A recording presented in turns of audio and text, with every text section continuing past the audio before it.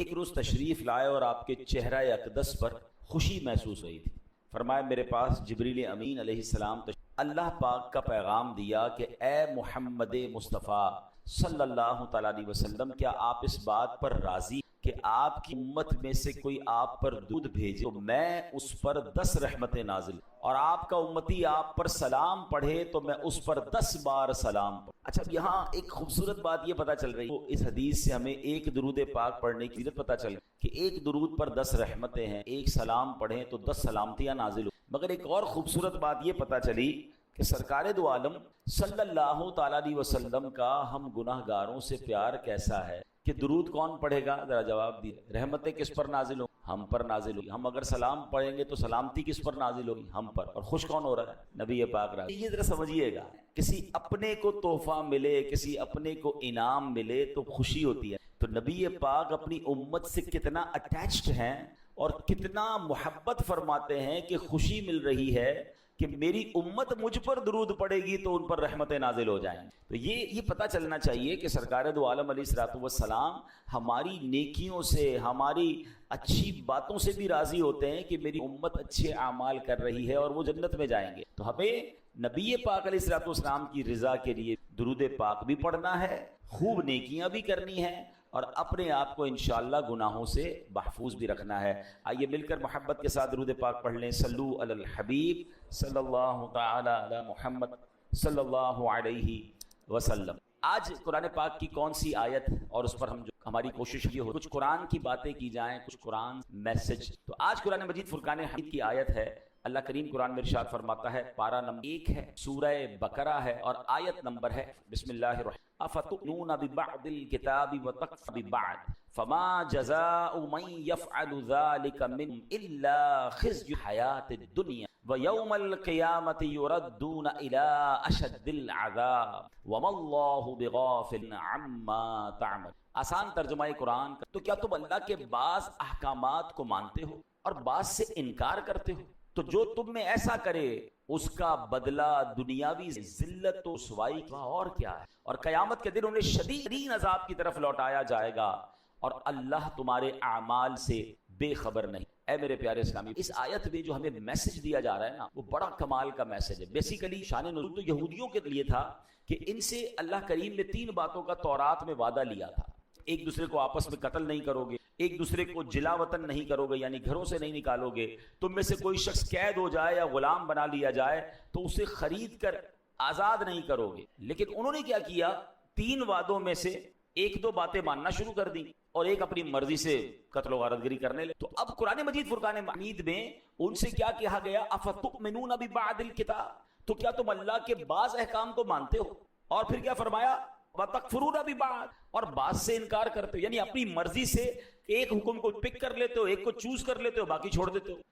اب جو یہ کرتا ہے اس کے بارے میں اس کی سزا کیا بیان فرمائی قرآن نے؟ فَمَا جَزَاءُ مَن يَفْعَلُ ذَلِكَ، یعنی کیا جزا جو کرے یہ تم میں سے، فرمایا الا خزي فی الحیات الدنیا، مگر رسوائی دنیا کی زندگی میں. یہ دنیاوی سزا تھی. اب مزید فرمایا وَيَوْمَ الْقِيَامَةِ يُرَدُّونَ إِلَىٰ أَشَدِّ الْعَذَابِ، اور قیامت کے دن انہیں شدید ترین عذاب کی طرف لوٹایا جائے. یعنی جو اپنی مرضی کا حکم مان لے، باقی کا انکار کرے، اسے 2 سزائیں ملیں گی، دنیا میں بھی سزا ملے گی اور آخرت کا شدید عذاب بھی. وَمَا اللَّهُ بِغَافِلٍ عَمَّا تَعْمَلُونَ، اور اللہ تمہارے اعمال سے بے. تو اے میرے پیارے ساتھیوں، یہاں ایک بڑا واضح قرآن کا میسج ہے. یقیناً یہ ان لوگوں سے فرمایا گیا، مگر یہ حکم ہم سب کے لیے بھی ہے کہ قرآن کے کچھ احکام، شریعت کے کچھ احکام مان لیے اور کچھ کو رد کر دیا ہے، کسی کا انکار کر دیا.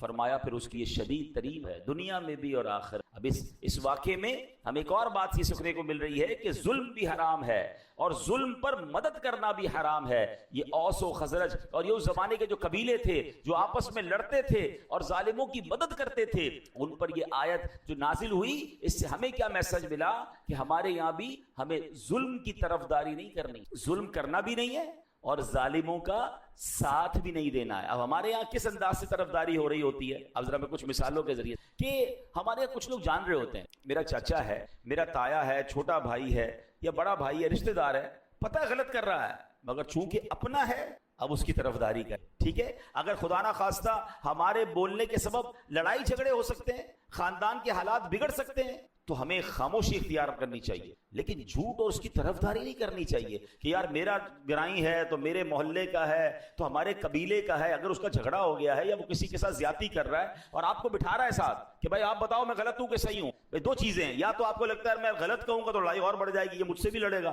تو آپ خاموش ہو جائیں. یہ نہ کہے کہ ہاں تم صحیح ہو, بھائی یہ میرا رشتہ دار بالکل ٹھیک کہہ رہا ہے, آپ کو فیصلہ انصاف کا کرنا ہے, آپ کو طرفداری ظالم کی نہیں کرنی ہے, کیونکہ یہی وہ غلطی ہے کہ کچھ قرآن کے احکام کو مان رہے ہیں اور کچھ جناب چھوڑ رہے ہیں. آگے سنیے, اب پارٹنر ہوتے ہیں دو مل کر کام کر رہے ہیں, ہمیں پتا ہے یار یہ پارٹنر ہے میرا, مگر یہ سامنے والے گاہک سے بات ٹھیک نہیں, یہ جھوٹ بول رہا ہے, یہ جھوٹ بول کے سودا بیچ رہا ہے, اور اس نے ابھی سود پہ پیسے لیے ہیں, یہ فلاں غلط کام کیا ہے. ہم کہتے ہیں یار اب اس کی غلط اس کو کہیں گے تو کمپنی بیٹھ جائے گی, بیچتا تو مال بڑا اچھا ہے, جھوٹ بول کے بیچ تو آتا ہے, سودا سب سے اچھا بیچتا ہے جناب, کاروبار اس کو سمجھ بڑی ہے, کچھ بھی کر کے آئٹم بیچ کے آ جاتا ہے. اگر میں اس کا پارٹنر ہوں اور میں خاموش ہوں اور میں بلکہ طرفداری کر رہا ہوں, تو پھر آپ سوچیں کہ ہم کیا کریں. ہاں, ہمیں ایسے یا تو پارٹنر رکھنے نہیں چاہیے جو حرام کما رہے ہیں, کیونکہ قیامت کے دن ہم اگر اس کے پارٹنر ہیں تو اس کے حرام کاموں کا جواب بھی دینا پڑ جائے گا نا. بہت سارے شیئر کمپنی کے کاروبار کو جو علماء منع کرتے ہیں, اس کی ایک بڑی وجہ علماء یہ بیان کرتے ہیں کہ آپ جناب اس کمپنی میں ایک طرح سے پارٹنر بن جاتے ہیں. آپ کو کیا پتا اس کمپنی میں کیا کیا حرام ہو رہا ہے, اس کی بڑی تفصیل ہے. میں نہیں کہہ رہا سارا کام غلط یہ سارا کام صحیح, آپ کسی صحیح عالم دین مفتی کے ساتھ بیٹھے تو صحیح. پارٹنر بننا آسان نہیں ہے کسی کا. اب اگر آپ کسی بھی چیز کے پارٹنر ہیں تو اس کے اچھے کے بھی پارٹنر ہیں, اس کے برے کے بھی پارٹنر بن گیا, تو یہ سوچنا ہوگا کہ کہیں میں غلط کام کی طرف تو نہیں جا رہا. اسی طرح لوگ معاذ اللہ آج کل کیا ہوتا ہے, کچہریوں میں جھوٹی گواہیاں دے, اللہ اکبر, حالانکہ معلوم ہے کہ جھوٹی گواہی دے رہا ہوں, ظلم ہو رہا ہے, مگر کہیں ایسا نہ ہو کہ کسی مظلوم کے ساتھ برا ہو جائے اور کسی ظالم کا فائدہ ہو جائے, تو پھر دنیا اور آخرت کے شدید عذاب کے لیے. ایک بات یاد رکھیے کہ آپ کی لکھت سے, آپ کے کالم سے, آپ کی صحافت کی آواز سے, یا اگر آپ وکیل ہیں تو آپ کیس لیتے وقت بھی یہ دیکھیں, وکیلوں کو پتا ہوتا ہے کہ میں جس کا کیس لے رہا ہوں یہ ظالم ہے یا مظلوم ہے, مگر اگر پیسے اچھے ملتے ہیں, اگر نام ہو رہا ہے, اگر شہرت ہو رہی ہے, تو کہتے ہیں یار ہمیں تو اپنے کیس سے مطلب ہے نا. تو کیا آپ قتل کرنے والے کو جو ہے وہ بے قصور ثابت کریں گے؟ آپ یہاں تو تھوڑے پیسے کما لیں گے, ہو سکتا ہے قانون کو ڈاج دے کے کیس بھی جیت لیں. اللہ کی بارگاہ میں کبھی بھی ظالم کا ساتھ نہیں لینا ہے, کبھی جھوٹی گواہی نہیں دینی ہے. دو باتیں ہیں, شریعت کہتی ہے اگر آپ ظلم کے خلاف آواز نہیں اٹھا سکتے تو کم از کم ساتھ تو نہ دینا, آپ خاموش ہو کے سائڈ پہ ہو جائیں. لیکن یہ ہونا ضروری ہے, اور جو ماشاءاللہ کہتے ہیں نا حسینی قافلے کے سپاہی ہوتے ہیں وہ تو ظلم کے خلاف کھڑے ہو جاتے ہیں, اور پھر کھڑے ہوتے ہیں, نقصان ہوتا ہے تو نقصان سے ڈرتے نہیں. بہرحال میرے پیارے اسلامی بھائیوں, ہم نے یہ بات سمجھنی ہے. اب آج کل ہمارے معاشرے میں ایک اور بڑا فتنہ آیا ہے, اور وہ کیا ہے؟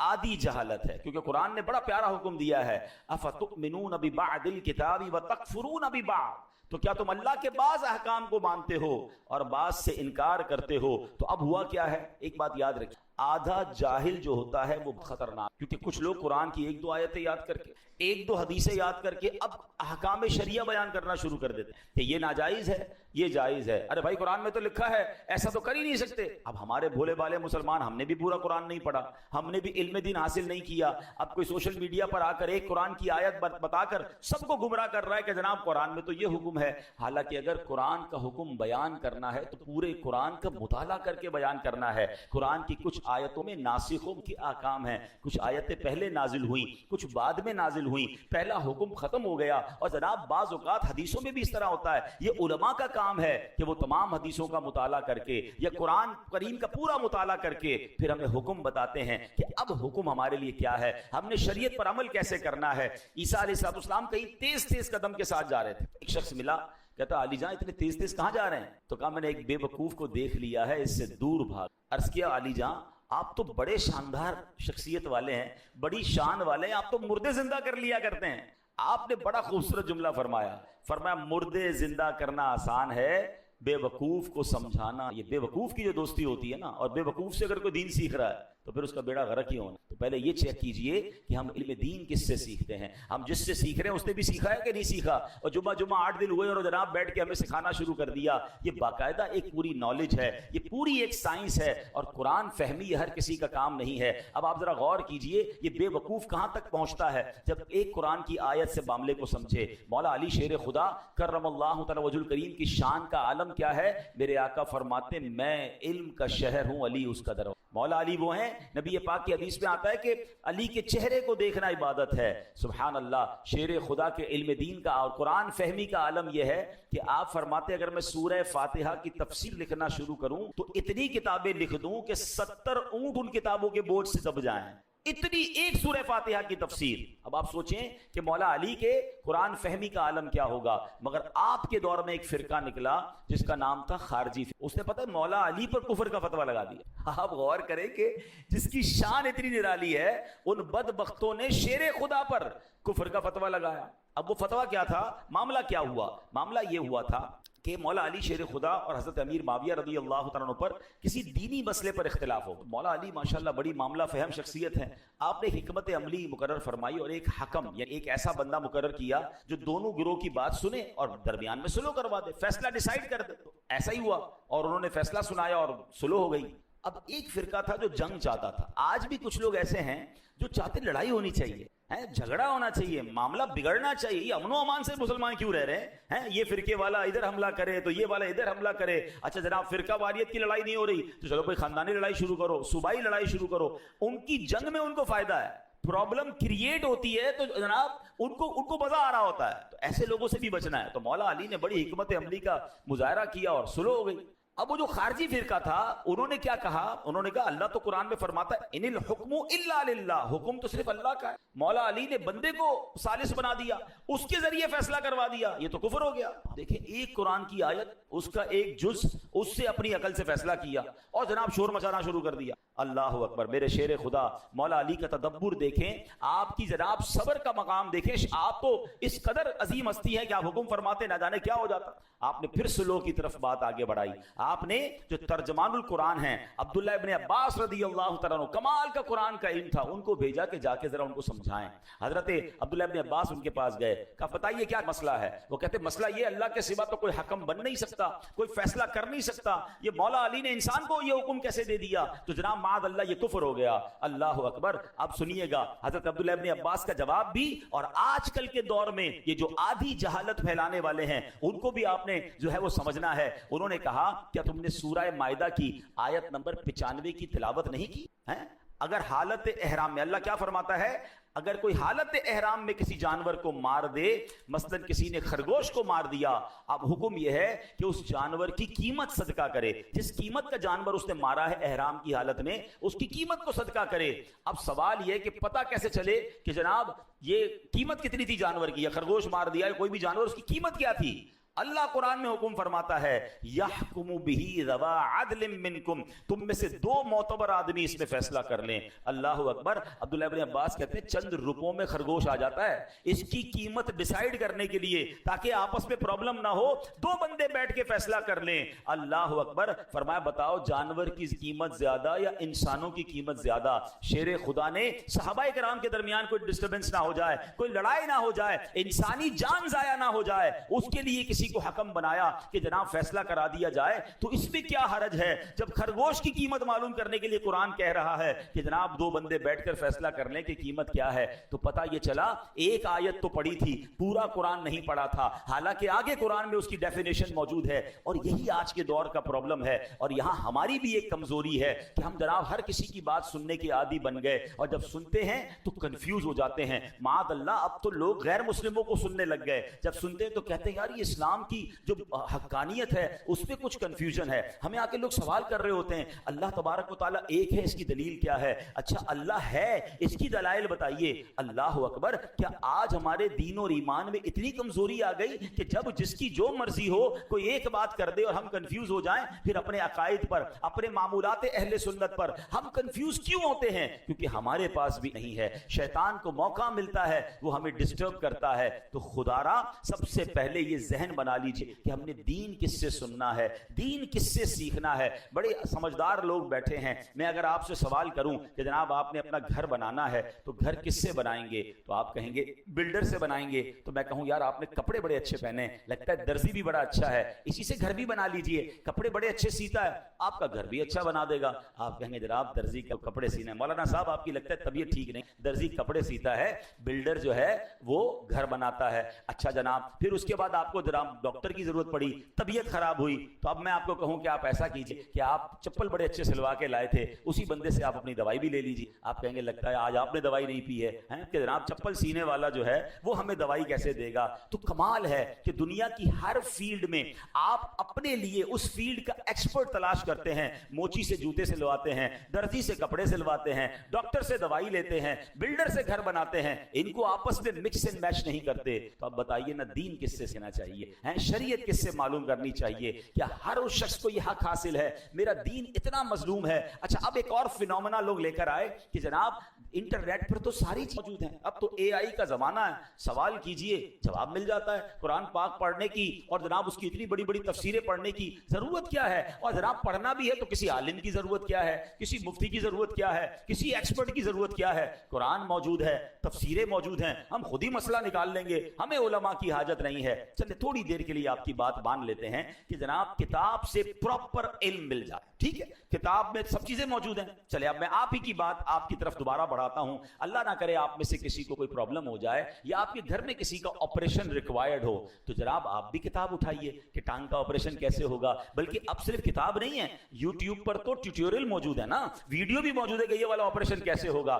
थोड़ा मजीद सवाल एआई से कर लीजिए कि कौन सा चाकू इस्तेमाल करूं, कौन सी छुरी इस्तेमाल करूं, पहला कट किधर लगाऊं। दो चार दोस्त जमा हो जाएं और टांग का ऑपरेशन घर में कर लीजिए, 2-4 लाख रुपए भी बच जाएंगे। हो गया आपको। भाई जान का मामला है, किसी एक्सपर्ट से करवाना पड़ेगा। किताबों में जरूर लिखा है लेकिन टांग जाया हो जाएगी। दिल का ऑपरेशन हम नहीं कर सकते, हालांकि उसका पूरा तरीका इंटरनेट पर मौजूद है। आप कहें नहीं, उसके लिए बरसों का एक्सपर्ट चाहिए, बल्कि ऑपरेशन तो उससे करवाएंगे जिसका ऑपरेशन करने का तजर्बा भी हो और उसका ऑपरेशन कामयाब भी होता हो। 4 दोस्तों से भी पूछेंगे, 3 राय लेंगे, एक राय पर भी लोग ऑपरेशन नहीं कराते। करना भी ये चाहिए कि 3 तरफ से राय लेकर फिर ऑपरेशन की तरफ जाना चाहिए। आप कहेंगे जान का मामला है, जिस्म का मामला है, बॉडी खराब हो सकती है। सुभान अल्लाह, आपने मेरा ही जवाब दे दिया हजरत। अब मेरा सवाब सुन लीजिए, मुझे एक बात बता दीजिए, किसी की टांग ज्यादा कीमती है या उसका ईमान ज्यादा? मेरे ईमान पर जिसकी जो मर्जी आए छुरी कांटे लेकर आ जाए कि मैं तुम्हारा ईमान का मामला ठीक करता हूं, तुम्हारा दीन मैं तुम्हें समझाता हूं, आप पढ़ लेना, आप ही खुद ही कुरान से और तफसीर से पढ़ लें। आप कहेंगे नहीं जनाब, बाकी दुनिया के मामलात में जब एक्सपर्ट रिक्वायर्ड है तो मुझे कुरान के इल्म के लिए भी फहमुल कुरान वाला मुफ्ती और आलिम रिक्वायर्ड है। बरसों जिसने पढ़ा हो, जिसकी जनाब तफसीर पर नजर हो, जिसकी अकायद मजबूत हो। अरे वो खुद अगर सच्चा नहीं है तो मुझे क्या दीन सिखाएगा? तो ऐ मेरे प्यारे इस्लामी भाइयों, ऐ भोले भाले मुसलमानों, खुदारा अपनी जिंदगी का ये आप जहन बनाइए कि सबसे कीमती सरमाया तो ईमान है।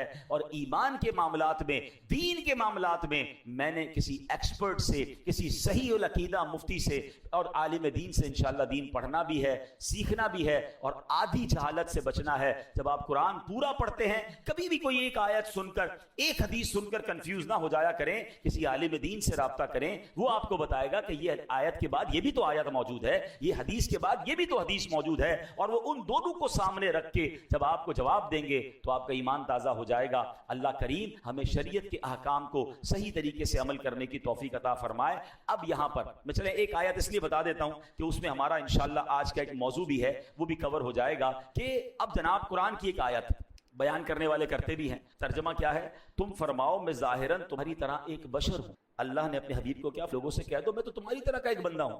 अब कुछ जाहिलों ने, वो आधे जाहिल है ना, कि देखो नबी पाक खुद कह रहे हैं वो हमारी तरह के आदमी हैं, और तुम कहते हो जनाब वो नूर हैं और वो जनाब बहुत अजीम हस्ती है, खुद फरमा रहे मैं तुम्हारी तरह का हूं। तो कुरान अधूरा पड़ा। एक आयत पढ़ी, अब अगली आयत सुन लो। अल्लाह कुरान में फरमाता है कद जाअकुम मिनल्लाहि नूर, बेशक तुम्हारे पास अल्लाह की तरफ से एक नूर आ गए। सुभान, पता क्या चला? यकीनन मेरे आका बशर बनकर दुनिया में आए हैं, बल्कि ये हमारे जैसे बशर नहीं, अल्लाह पाक का नूर है जिसे रब्बे करीम ने दुनिया में बशर बनाकर भेजा है। तो बात अगर पूरी कुरान से समझी जाए तो समझ आती है।